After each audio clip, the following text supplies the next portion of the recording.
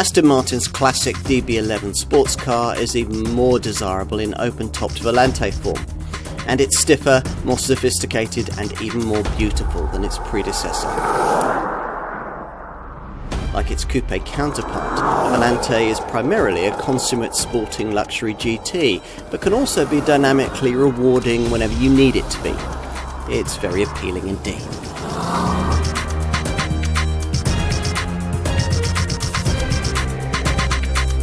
We've had Volante badged Aston Martins ever since 1965, but this, the company says, is the most elegant one yet.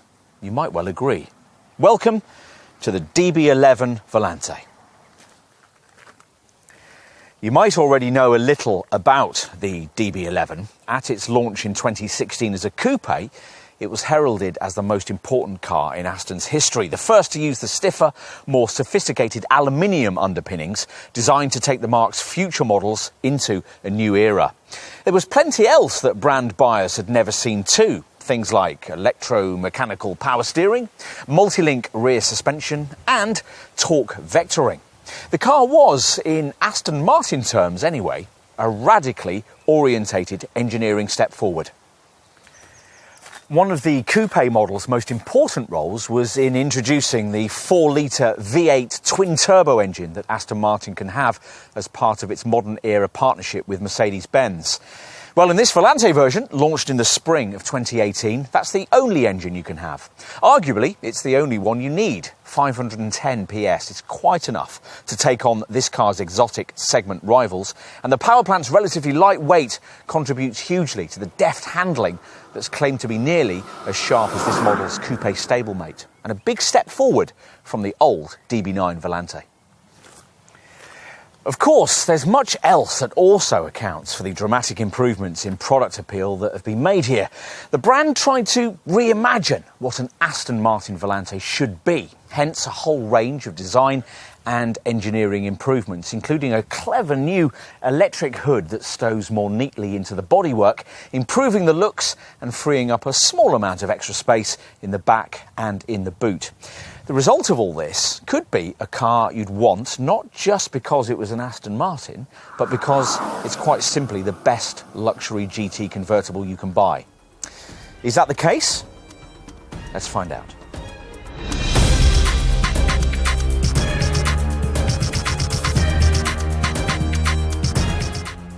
Engine and exhaust theatrics are one of the things that we think Aston Martin does better than any other brand. You'd be forgiven for thinking that part of this orchestral uniqueness might have been sacrificed in the modern era switch to Mercedes power.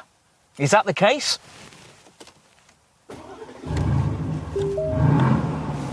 No, we don't think so either. A quick stab like that gives you the full fat fireworks, but press the button for longer and you'll get the quiet start feature that allows you to fire the engine with less disturbance to the neighbours. Mind you, if you can afford one of these, your neighbours are unlikely to be close enough to be bothered anyway, leaving you free to revel in this 4-litre twin-turbo V8's very special sonic signature, a rich, booming engine note that's been painstakingly tuned to deliver a more elegant rumble than it would do in a comparable Mercedes AMG model. And one that, of course, you can enjoy all the more roof down in the Volante version of this DB11.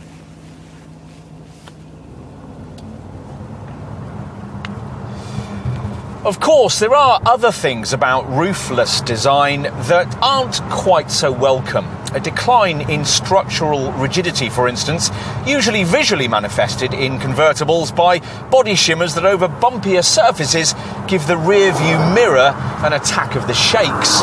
That's rarely an issue here, thanks to a 50% improvement in torsional stiffness over the old DB9 Volante. Thank the modern era aluminium-rich platform for that. Plus, the thicker metal panels, the 45% stiffer rear subframe bushes, and the redesign for the so-called garden gate, the cross member that runs across the car ahead of the engine. Road refinement is the other design challenge for cabrio engineers. A roof down like this, there's the problem of buffeting at speed, which in this case really isn't an issue until you're well above the legal limit, and even then can be mainly alleviated by the installation of an optional wind deflector over the rear seating area. Well, what about the roof up? Well, let's see. You can raise the hood at speeds of up to 31 miles an hour. The process is quiet and refined and occupies just 16 seconds. Once the electric perambulations have been completed, noise insulation from the 8-layer hood is impressive and would have been better still had the designers been allowed to build more insulation into the roof lining. They couldn't because that would have required more hood stowage space in the back and compromise the gorgeously rendered tapering rear silhouette.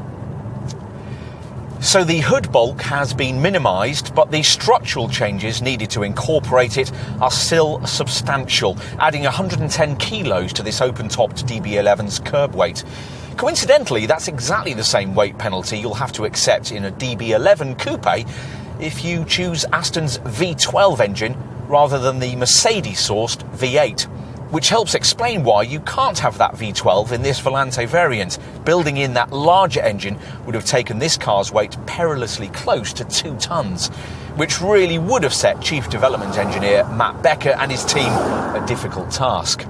The extra weight would have blunted the kind of handling agility necessary to allow this car to keep up with rivals like Ferrari's Portofino and Audi's R8 Spider, and made it far more of a wafting Bentley and Mercedes S-Class cabriolet-style conveyance.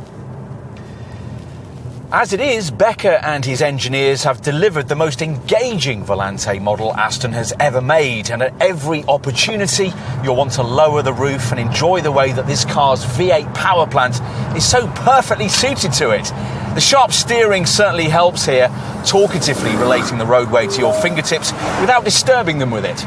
This DB11's a GT, not a track-tamed sports car, as the brand keeps reminding us, but this part of the company's model line does at last now have a sports car-style CV.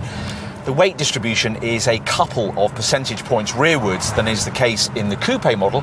Here it's 47% front and 53% rear, but it's still nigh on perfect, and changes over the old DB9, like the adoption of multi-link rear suspension and a far stiffer chassis, bode well for the experience to come in twistier tarmac territory. First though, you'll want to know whether this British bruiser is as properly fast as a £160,000 GT contender of this kind ought to be. It is. A thoroughbred sports car deserves a thoroughbred engine, and regardless of provenance, this Aston's V8 is exactly that, with an exhilarating roar under hard acceleration, yet with a growl that becomes muted and melodic when cruising.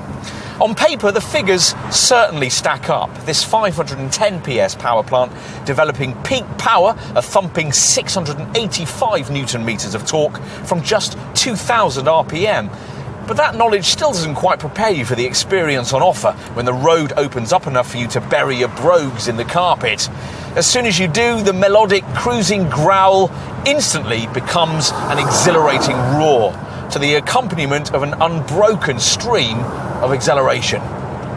There's no launch control system offered, but assuming the tarmac's dry and you're in a hurry, 62 miles an hour from rest will detain you for just 4.1 seconds, just a fraction longer than rival Ferrari Portofino or Bentley Continental GT V8 convertible models. The seamless mid-range pulling power is untroubled by any kind of turbo lag, which makes you wonder why every previous Aston Volante model prior to this one was so wedded to normal aspiration. With this V8, the location of its twin single-scroll turbo so close to the cylinder head in the 90-degree V between the engine blocks helps greatly in this regard, a design originally pioneered by Ferrari Formula One engines. Should either a runway or a deserted stretch of de-restricted autobahn be to hand, the horizon will continue to scroll towards you as if on fast forward until you reach 187 miles an hour. Aston seeing no need to impose upon owners a 155 mile an hour speed limiter. So yes, it's very, very fast. Of course, you'll obviously need full mastery of the various driving modes to experience all that this DB11 has to offer. There are 3, activated by this S button on the right-hand steering wheel spoke. As usual with these kinds of setups, the various settings alter steering feel, throttle response, stability control thresholds, and the change times of the ZF 8-speed auto gearbox that Aston prefers to the dual-clutch Merc transmission that's normally mated to this 4-litre V8. GT is the default mode and the one you'll be using most often, a really good balance of comfort and aggression. Next up is Sport, with Sport Plus, a final option that's still sensible enough for public highway use. Unfortunately, there's no option to individually tailor specific parameters from the different modes to your particular preferences, so that you could, say, have more aggressive throttle response without the loud exhaust note. On the plus side, though, adaptive damping is separated off into its own system, with GT, Sport and Sport Plus settings accessible through this left-hand steering button. Whatever options you select, it's pretty hard to go too far wrong in terms of this DB11's drive demeanour through the turns. We remarked recently how this car's closest rival, the Bentley Continental GT convertible, sets out to combine most of the agility of a McLaren or Ferrari with much of the luxury of a Mercedes S-Class coupe, and gets remarkably close to achieving it. Well, this Aston nails that brief even more precisely.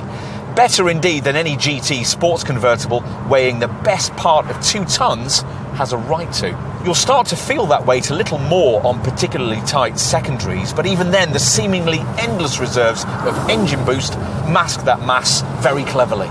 Most of the time the body control in the GT setting is so good that it actually isn't that often you end up thinking it ought to be tighter, and the torque vectoring system works seamlessly through the turns to transfer traction to the wheel best suited to use it. You'll certainly appreciate this setup in the wet. Even in the dry, it's ridiculously easy to overwhelm the rear wheels with an over-enthusiastic stab of power, so on damp surfaces, particular care needs to be taken. Treat the throttle like an on-off switch and the car will start to get twitchy very quickly. On top of that, you never quite lose your sense of the sheer size of this car on narrower roads, in the way that you might in, say, a rival Porsche 911 Turbo S Cabriolet. Including the door mirrors, this Aston is well over 2 metres wide. But the stiffer chassis and that balanced weight distribution we referred to earlier more than play their part in making this DB11 feel more nimble than you ever think it could be. We're not quite sure if it would feel quite as good on a circuit. That impressive electrically powered steering setup lacks just a touch of the kind of final element of feel you might want when cornering at really high speeds, but that's only in comparison to cars that are intentionally more track-focused than this one.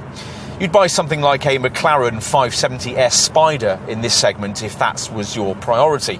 That car would offer more track-orientated brakes than this one too. In the past, with Astons on track, we've usually found that the discs tend to start smoking pretty heavily after 4 or 5 laps of heavy use, and reports from DB11 circuit tests seem to suggest the same will continue to be true here.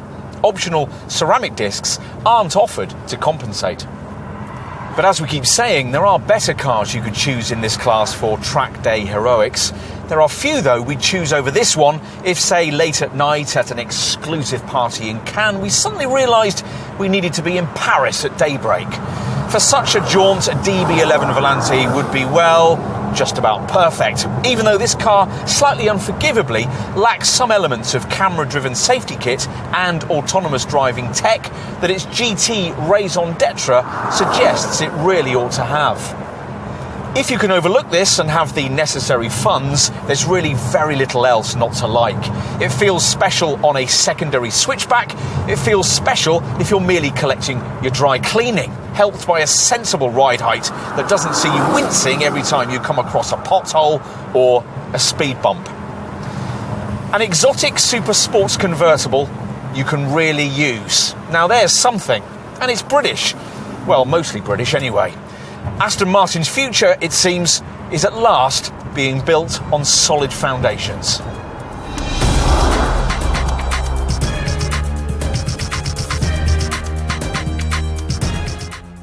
Is this the most beautiful Aston Martin yet made? some would say so. Even with the roof up, the DB11 Volante will attract admiring stares. This model's predecessor, the DB9 Volante, wasn't a bad-looking car, but its bulky hood required the design of a somewhat extended rear end.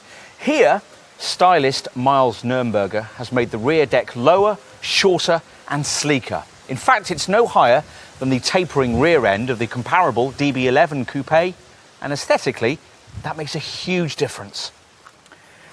The design team allowed him to achieve this by careful fuel tank positioning and by developing a clever new 8-layer fabric roof with specialists Webasto, which has more metal supports, so it's smoother and less tent-like.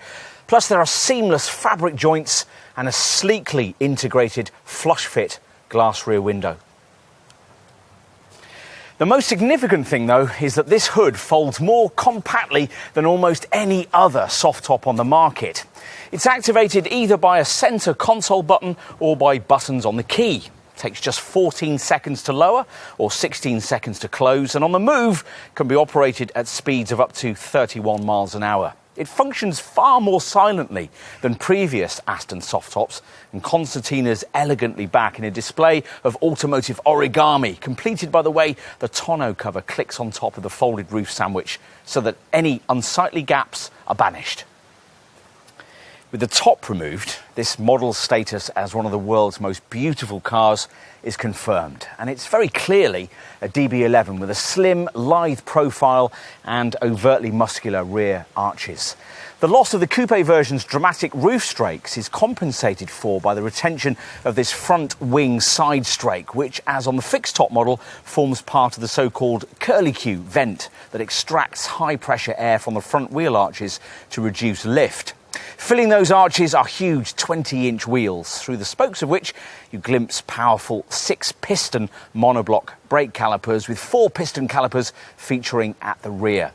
The rims are shod with bespoke Bridgestone S007 tyres, featuring a tread, pattern and construction uniquely tailored for this car's unique handling characteristics. Wherever you look on this car, distinctive touches are plentiful, especially at the sharky front end. This sharply sculpted clamshell bonnet features twin cooling vents and has a pronounced power dome that flows into this prominent front grille, the source from which all the body's form and surface lines seem to emanate. These full LED headlights are another striking feature, incorporating daytime running lights and low-speed cornering lights. And you can personalise things by adding gloss black finishing to the lower splitter, the bonnet mesh vents, the windscreen surround and the door mirror caps. As is fashionable in this class, various carbon trimming options are available too. It's the classy rear treatment, though, that most notably separates this car from previous Aston Volante models. The development engineers would have liked to stuff a little extra insulation into the fabric hood, but then it wouldn't have folded as compactly, and this rear end would be higher in the air. Designer Nürnberger reckons correctly that even an extra 15 millimetres of height would have made a significant difference visually. Unlike the coupe, there's no inbuilt aeroblade air duct here at the rear. The shape of the fabric roof apparently alters the aero, so it's not needed. But you do still get this little active spoiler, which automatically deploys at high speed to add extra downforce. As usual, of course, what's more important is the stuff you can't see. Now, this DB11 Volante model can't, of course, offer the torsional rigidity you'd get in the coupe version, but its structure is a massive 50% stiffer than that of the old DB9 Volante. This, of course, has much to do with this generation model's more modern aluminium-rich platform, but it's also down to thicker metal panels, 45% stiffer rear subframe bushes, and a redesign for the so-called garden gate, the crossmember that runs across the car ahead of the engine. On delivery, you won't be able to resist taking a quick look at what lies beneath the bonnet. It's front-hinged in classic British sports car style, and the V8 engine is hand-built by a Mercedes craftsman at Affalterbach, just as any AMG unit would be, so, as usual, bears its craftsman's signature.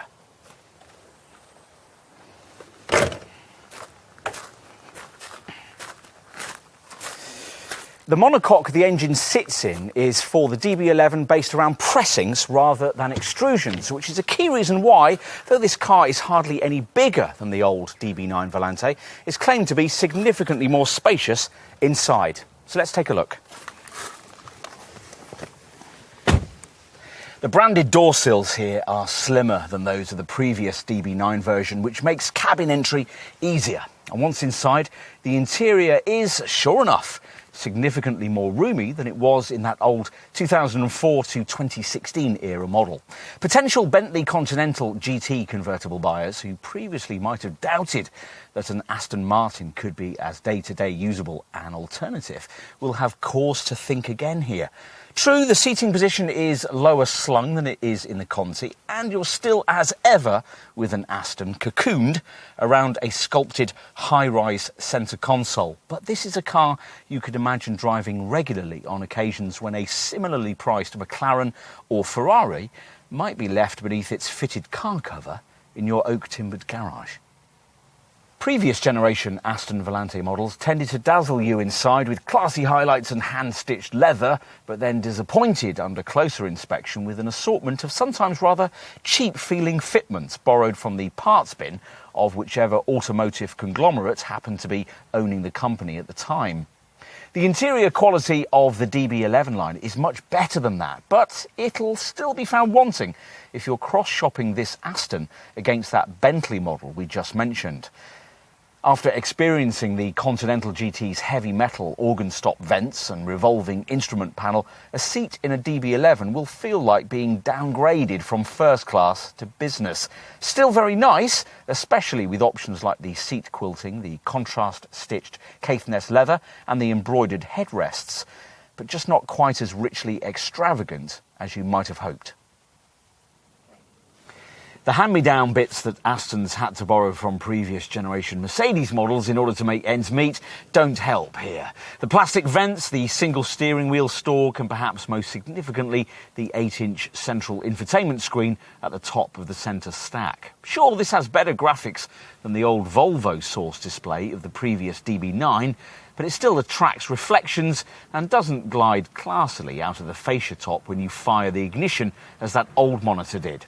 And in terms of technology, it seems out of the arc compared with, say, the two 12.3-inch high-resolution TFT displays you get on the kind of rival Mercedes-AMG S63 cabriolet that would cost around £17,000 less. And not just in terms of monitor size either. The screen isn't touch-sensitive. Plus, you might reasonably conclude that the absence of something as basic as smartphone mirroring on the infotainment system of a six-figure luxury sports car is unforgivable in today's market, and we wouldn't disagree. At least all the other media features you'd expect to find are incorporated, including 3D navigation, a DAB audio system, Bluetooth audio and phone streaming, and a Wi-Fi hub. There's voice activation too, and you get a standard 360-degree surround view camera system. It's also a plus that you get the kind of low-down rotary controller that it would be necessary to do without on that rival Bentley, a feature that makes it so much easier to select what you want without taking your eyes off the road. Unfortunately, though, you have to pay extra for the touchpad that sits above the circular dial, the pad surface offering gesture and character recognition. Anything this infotainment setup can't tell you will be covered off by the digital dash that replaces conventional dials in the instrument binnacle you view through the faintly spherical stitched steering wheel. Appropriately, the display is dominated by a central rev counter, which has an inner ring that glows red when Sport mode is selected. Select Sport Plus, and the outer ring glows red too. To the right of this central virtual dial sits a screen segment delivering various other selectable options. A trip computer, navigational instructions, radio and media settings, telephone info and service data. But there's no option to expand any of these readouts to fill more of the binnacle display, as would be the case with most rival TFT instrument screens. Ergonomic features you'll need to adjust to include these centre stack auto gear shift buttons, a familiar Aston touch, and the way the ventilation controls are rather crammed together just beneath. It doesn't feel very intuitive to have to operate the electric seat controls with your left hand either. And here's another unusual feature, this optional powered lid that covers the transmission tunnel cubby. It's completely unnecessary, and you'll love it. Once the immaculately stitched top has eased its way back, a pair of cup holder attachments are revealed, while further back you'll find an SD card slot, twin USB ports and a 12-volt socket, but no aux-in point. Otherwise though, there's less storage space than there really ought to be in a GT sports car. Given that this is a convertible, you might not be surprised that there's no sunglasses compartment above the rear view mirror, but it's disappointing that you don't get a glove box and that the door pockets are shallow and pretty useless, as is this small slot in front of the infotainment system rotary controller. You don't even get illumination for the vanity mirrors, though they're immaculately crafted. On the plus side, the awful old fly-off handbrake that Aston's used to feature has been replaced by a much easier electronic button, and there's a much wider range of seat adjustment than Astons of this sort used to have. The chairs themselves are brilliantly supportive, though they'd benefit from the kind of belt butler that Mercedes uses on its cabrios to hand you your seatbelt once you get in. What else? Well, build quality's reasonable, but you don't get the hewn from granite feel of that rival Bentley, or even a competing Mercedes. Care needs to be taken with the almost endless choices offered up by Aston's cabin configurator too. On this test car, these vast slabs of piano black plastic on the door cards don't, in our view, create the kind of exclusive ambience you'd want in a £160,000 sports car. At least Aston Martin has thought carefully about the issue that all cabriolets struggle with, compromised all-round visibility. That's a particular problem here because you sit quite low and the dashboard rises relatively high.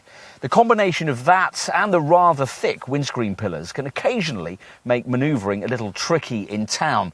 But reversing, which ought to be particularly difficult given the limited amount you can see of the rear extremities over your shoulder, is actually relatively easy thanks to the standard all-round parking sensors and that surround view camera system we mentioned. If you also specify the optional auto park assist setup, you'll be well sorted.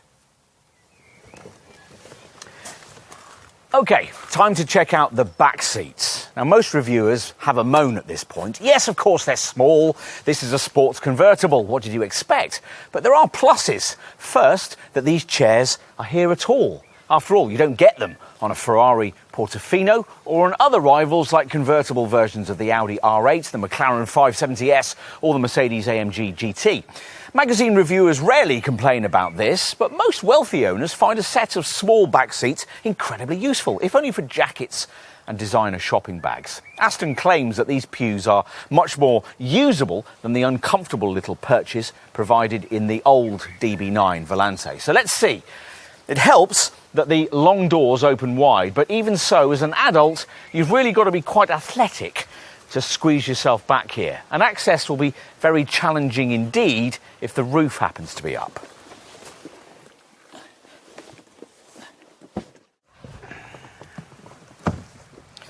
Once inside, the seat back glides worryingly rearwards to a point where it seems certain to crush your knees. Fortunately, a détente built into the electric mechanism avoids that calamity.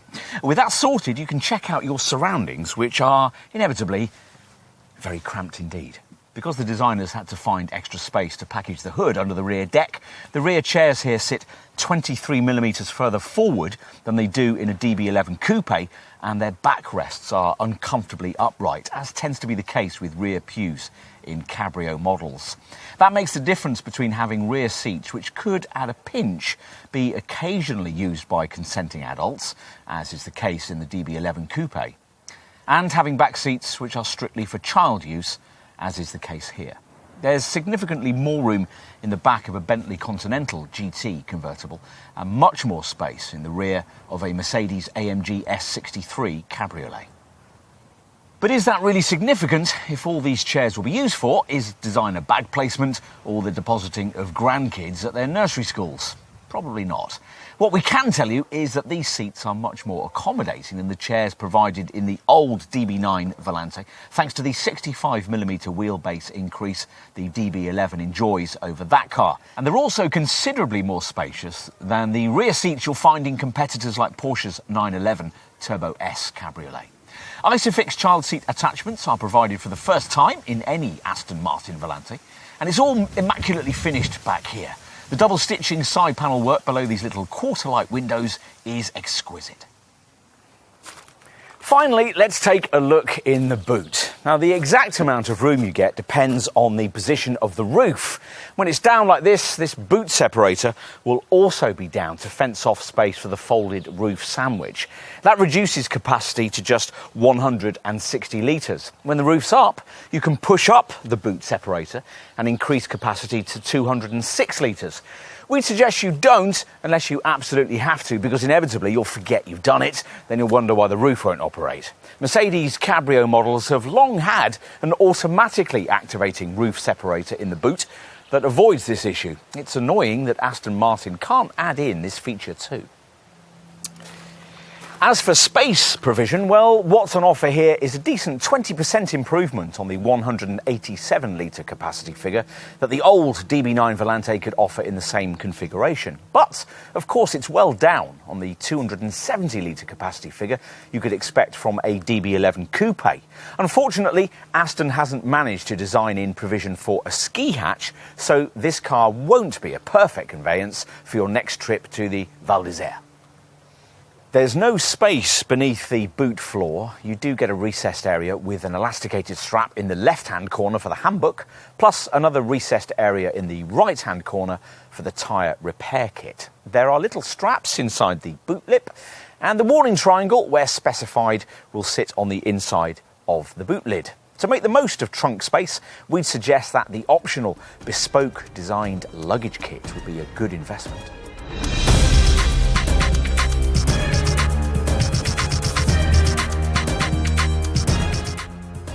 The DB11 Volante buying proposition couldn't be much more straightforward. There's only one V8-powered version on offer, which puts out 510 PS, and from launch was priced at around £160,000. To give you some DB11 range perspective on that, this is a figure that represents a £15,000 premium on the V8 coupe model, and it's also about £2,000 more than you'd pay for a coupe V12. Aston, incidentally, has no plans to offer that V12 engine in this convertible model. Well, that's what they told us at the time of this test. Anyway, if you absolutely must have a V12 in your Aston Martin Volante, there'll apparently be one in the open-top version of the next generation Vanquish model. Fitting 12 cylinders here would mean a separate suspension retune and more crash testing, both things Aston might struggle to justify for the relatively few buyers who might want such a confection. Another reason for sticking with the V8 for this DB11 Volante lies in the fact that the brand wants to keep the price of this car just below its two closest segment competitors, namely the Ferrari Portofino, which costs around £166,000, has 600 PS and is the only car left in the sector with a metal folding hood, and the Bentley Continental convertible V8, which costs around £164,000, has 550 PS, but is slightly less agile than a DB11 because it's quite a lot heavier.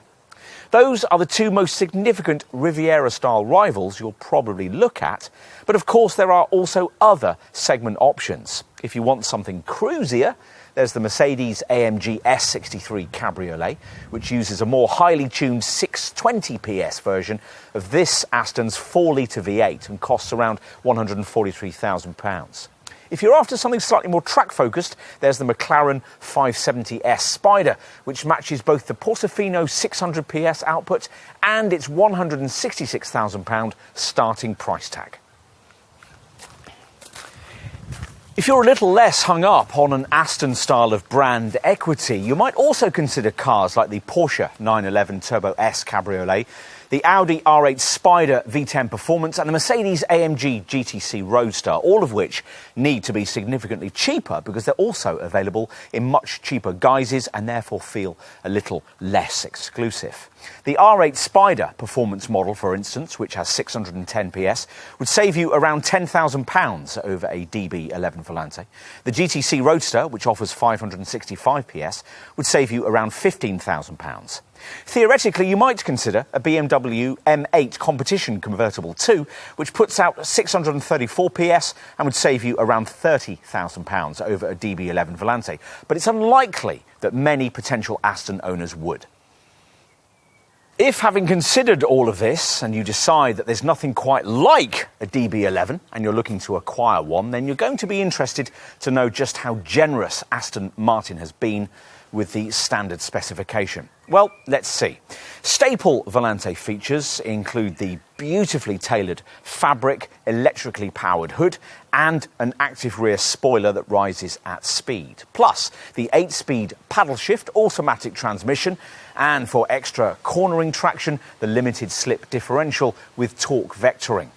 Other driver-orientated features include adaptive damping and a driving mode system, both setups offering selectable GT, Sport and Sport Plus settings. Plus, you get big 20-inch 10-spoke silver alloy wheels shod with bespoke Bridgestone S007 rubber and fitted out with dark anodized brake calipers. Other key inclusions run to keyless entry, a noise-insulated laminated windscreen, power folding heated mirrors, front and rear parking sensors, and an alarm immobiliser. Inside, the sports seats are heated and powered with memory settings and are upholstered in full-grain leather. Black leather is used for cabin inlays and for the stitched steering wheel, and a satin silver jewellery pack coats many of the interior elements with that finish. Plus, the acoustically enhanced roof canopy incorporates a heated rear screen and an Alcantara headliner. There's a customisable TFT digital screen replacing the conventional instrument binnacle dials, and a further 8-inch centre dash LCD screen from which you can access a whole range of standard features. These include navigation, a 400-watt Aston Martin audio system, a DAB tuner, Bluetooth audio and phone streaming, a 360-degree surround view camera setup, and a Wi-Fi hub. There's no Apple CarPlay or Android Auto smartphone mirroring option, but iPod and iPhones can easily be integrated into this infotainment package. Other standard cabin features include cruise control with a speed limiter, dual-zone climate control and a trip computer. On to options. Now, for most customers, much of what goes into specifying a car of this kind is concerned with the aesthetics. But before we get to that, we'll touch upon some other key areas that buyers will want to consider. Now, it's annoying that you have to pay extra for a wind deflector. You can order that separately or as part of the comfort pack that almost all DB11 Volante buyers choose.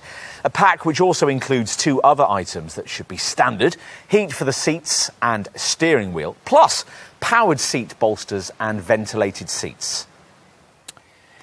Virtually all buyers also want an audio upgrade to either the brand's 700-watt premium audio system or the top 1,000-watt Bang & Olufsen Beosound audio system we've been trying here, the highlight of which is dash-top-mounted tweeters that rise up when the stereo is switched on. Both setups can be ordered separately or as part of a technology pack. That gives you the premium audio system, or a technology pack plus option. That gives you the Bang & Olufsen Beosound system. Apart from extra audio excellence, both these technology packs also give you an auto park assist setup that steers you into spaces, blind spot monitoring, and the extra cost touchpad for the infotainment system, which offers character recognition, multi-touch and gesture support. On to the aesthetic stuff. Now, Aston Martin has its own bespoke queue service to help customers tailor their cars to their own specific wishes. But we're going to assume here that you'll be making a lot of the decisions yourself. That is, after all, part of the pleasure of buying such an exclusive sports car. Paint colour is key, of course. This car's finished in China grey, but there are many other shades available through the brand's so-called contemporary or special AML paint palettes. You'll want to match your chosen shade to the right colour for the fabric hood. If you don't want this in this usual black finish, you can specify it in either Bordeaux red, black silver, grey silver, Titan grey, Atlantic blue, bitter chocolate or sandstorm. And once you've decided that, you'll need to choose the colour of the exterior finishing pack that covers the front grille, the exhaust finisher and the side strakes. We've got the dark pack here, but there are also bright or Q carbon options. With all that sorted, you're making progress towards your own unique DB11 Volante specification. Next, you'll need to tell your dealer whether you want your car's waist rail finisher in either a bright finish or, as here, in black. And you might want to add in either gloss black, graphite or 2x2 twill carbon finishing for the front lower splitter, the diffuser and the side sills. We've got gloss black here. The door releases and the tailpipe can be specified in carbon, and the tail lights can, at extra cost, feature the smoked red finish we have here. Optional black bonnet meshes are available. We have them here. And if you want to go further with a dark, mean look, you can have gloss black finishing for the windscreen surround, as here. Oh, and you can have that colour for the tonneau finisher too. If you don't want the wing mirror caps in body colour, as we have here, they can be had in either gloss black or 2x2 twill carbon. You can have the standard active spoiler with a carbon fibre finish, and some owners like the machined carbon wings badges. We should also cover your choices when it comes to the big 20-inch wheels. If you don't want the standard silver alloy rims, you can have them either with shadow chrome styling, which is what we've got here, or with a silver or gloss black diamond turn finish, or with a Y-spoke forged finish. And whatever your choice, the rims can be fitted out with brake calipers more distinctively painted in either black, red, yellow, or, as here, in grey. You can also have carbon fibre centre caps for the wheels and branded tyre valve caps too. For the interior, there are 3 overall cabin trimming choices. Aston calls them environments. The first is monotone, which is what we've got here, where everything's one dark colour. Then there's Q-split, which introduces light shade trimming strips into the upholstery and the door cards. And finally, duotone, where lighter shades are far more prevalent. You can mix and match with various upper and lower environment colours too. Beyond that, the seat upholstery can feature either Balmoral leather or the Caithness leather we have here. The upholstery can be had with the contrast stitching colour we have here. This car has cream truffle stitching. Or you can have the seats with Nexus quilting, something else that features here. Your other upholstery choices include special so-called brogue detailing or a unique celestial perforation finish. In addition, there's a special Rocona headliner available in various colours. We've got it here in obsidian black. That's if you don't like the standard Alcantara interior hood finishing. And the headrests can be either embroidered or embossed with the DB11 badge, or, as here, with the Aston Martin wings logo. The cant rails and sun visors can be had in either plain leather or Alcantara. Your dealer will also want to know your colour preference for what Aston calls the jewellery pack, which covers the finishing of the paddle shifters, the horn ring, the steering wheel switches, the centre stack surrounds, the door pull, the interior door sills, the speaker grills and the bezels for the door releases, the air registers and the seat belts. If you don't like the standard satin silver finish applied to all these interior items, then an alternative dark chrome finish is available. You might also want to add in trim inlays in carbon fibre, various types of exposed carbon, open pore light ash, Tamo ash dyed open pore, or, as here, in piano black. You can have the seat back veneers either in leather or matched to the fascia inlays. And you'll want to get the look and feel of the steering wheel to your liking too. Choose either this car's GT steering wheel that can be, as here, simply colour keyed to the interior, or had in obsidian black. Or you can go, as we would, for a sport style steering wheel, which, as well as those options, can, if you wish, be had with part Alcantara and leather, or part Alcantara and carbon. Lovely. What else? Well, you might want the carbon fibre engine cover, or if money's no object, you might want the gold underbonnet jewellery pack, which adds gold finishing to the oil filler cap, the dipstick and the underbody lining. Plus, it finishes the Aston Martin wings badge on the engine cover in 18 karat gold. Yes, really. There are various cabin carpet choices. The mats here are finished in obsidian black. Some buyers may also like to consider the heavy pile floor mats and colour-keyed boot carpet. There are 5 alternative seatbelt colours too. We've got champagne here. Additionally, you can add your own personalisation to the door sills, something which also comes as part of an optional signature pack, which additionally includes a rechargeable flashlight, an optional built-in umbrella, a key pouch and special tyre valve caps. Those last 4 items can be ordered separately. Which brings us on to practical options. We definitely want the tailored 4-piece luggage set designed to maximise boot space. The bags can even be matched to the interior finish you've chosen. And maybe also the first aid kit, which can be packaged up with the bespoke luggage as part of an optional travel pack. There's also a touring pack designed to fit neatly into the boot that includes a warning triangle, a rechargeable LED flashlight and high visibility jackets. A protect pack gives you a bespoke car cover, a branded boot mat, locking wheel bolts in either black or silver, and a battery conditioner that allows you to monitor your car's battery voltage. All these items also being available to order separately.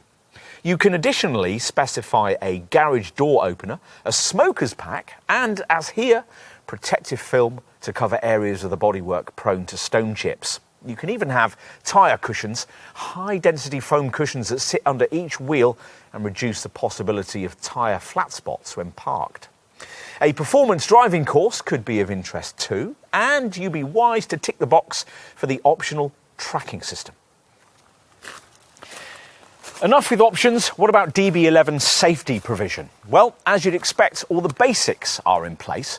Aston Martin is keen to stress that this car's freshly developed aluminium chassis is extremely strong.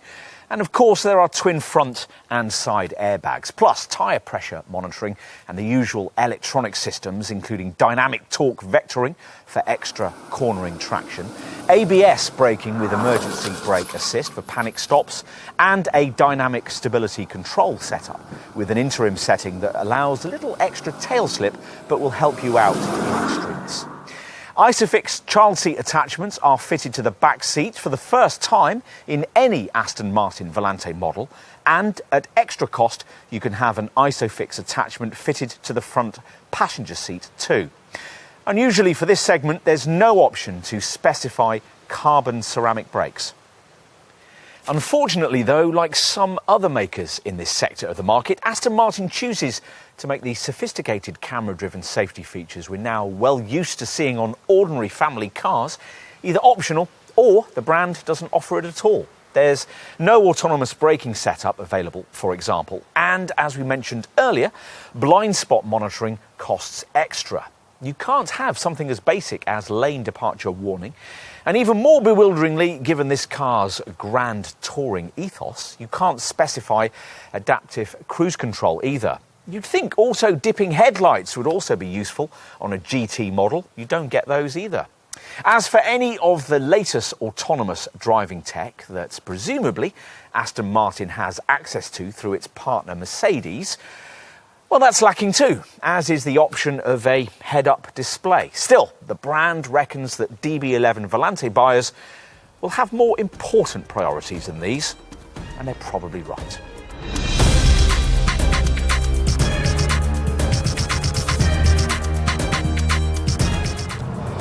If you're able to afford an Aston Martin DB11 Volante, it's doubtful that you'll be overly concerned with the trifling matters of economy and emissions. But they mean a great deal to Aston Martin, and here's why. The company needs to reduce the average CO2 output of the models across its range or face punitive EU fines. Hence the introduction of the battery-powered Rapide E and the brand's current development of a DBX SUV crossover model that will be a gas-electric hybrid. There's nothing like that on offer to DB11 buyers, and you could rightly argue that there shouldn't be. But efforts have certainly been made, primarily with a switch to a twin-turbo V8 power plant for this DB11 Volante. This engine features cylinder deactivation, which means that it works with electronics that at light to mid-throttle loads cut out half of the cylinder bank before restoring it seamlessly when extra acceleration's needed. As a result, the fuel and CO2 figures ascend beyond the level of ecological embarrassment. To be specific, economy is WLTP rated at 28.3 mpg on the combined cycle, while CO2 emissions are NEDC rated at 230 grams per kilometre. That's virtually the same as with the coupe model, despite this Volante's extra 110 kilos of curb weight. Inevitably, as with any top sports car, the official efficiency figures are complete fiction, of course. Drive this Aston in the way you'll want to, and you'll never even approach those readings. Push on a bit and the lowest official urban cycle figure of 20 miles per gallon is a better indicator to what you'll probably get. By the way, the 78-litre fuel tank is the same size as that on the fixed-top version of this car, which isn't always the case with convertibles based on existing coupe models. Of course, your eco-minded friends aren't going to be especially impressed by your choice of conveyance. Yet, should you be inveigled into a conversation with a bearded type, you could point out that in some ways this car is very green indeed. There's no wasteful recycling needed here because due to its build, no recycling is needed. There's nothing to rust and nothing to decay. Look after your Aston and it will still be thrilling people in 50 years' time. Insurance is predictably a top-of-the-shop Group 50, but better news comes with industry experts CAP's expectation that residual values for this car will remain stronger than most of its immediate rivals. The old DB9 Volante managed historically to recover 40% of its value after 3 years and 36,000 miles, but the DB11 Volante is so far doing rather better. Dealership visits, of course, won't be cheap, but there shouldn't be a need for unnecessary ones these days. The old Aston adage that customers could find out what was wrong, saving the brand a lot of development time, bother and expense, has thankfully long been abandoned. And these days, the asking price includes 5 years of maintenance too. Obviously, hard use will result in heavy brake and tyre wear, and on the subject of tyres, the bespoke Bridgestone S007 rubber will be fearsomely expensive to replace, so bear that in mind before you go track day showboating.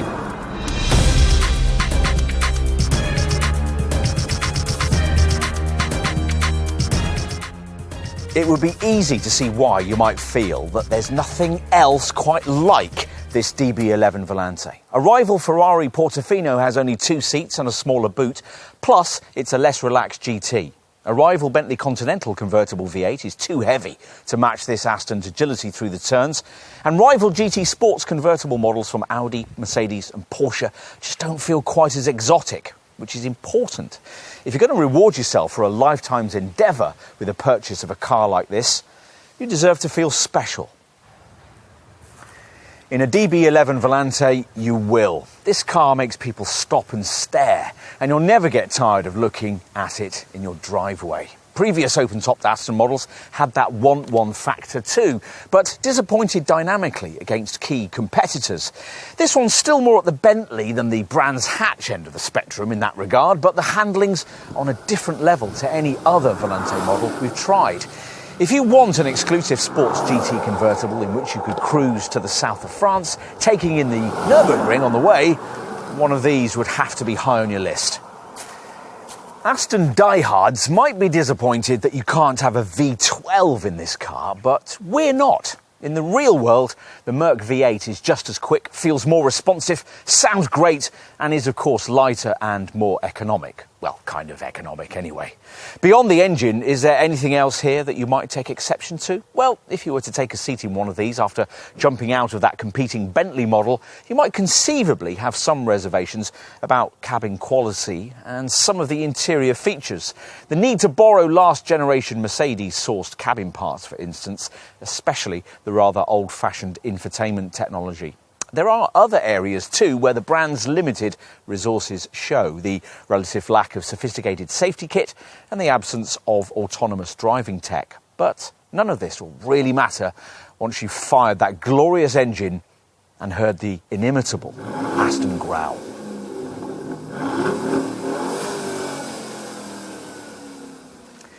And in summary, well, there have been three basic eras in Aston Martin's existence. The early one, which lasted from the time that Lionel Martin and Robert Bamford established the brand in 1913 until the late 60s, a period when its products were at the cutting edge of what a classic GT sports car should be. Then there were the 70s, 80s, 90s and noughties, when this famous nameplate traded on its heritage and produced sports cars the motoring press eulogised over, but which in truth weren't very good.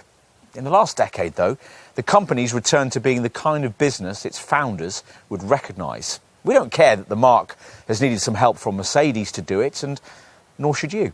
The DB11 Coupe showed us that Aston once again had a place at the top table of grand sports car design, and this Volante version confirms that impression. For us, it's the finest sporting convertible the brand has yet made, and that makes it very desirable indeed.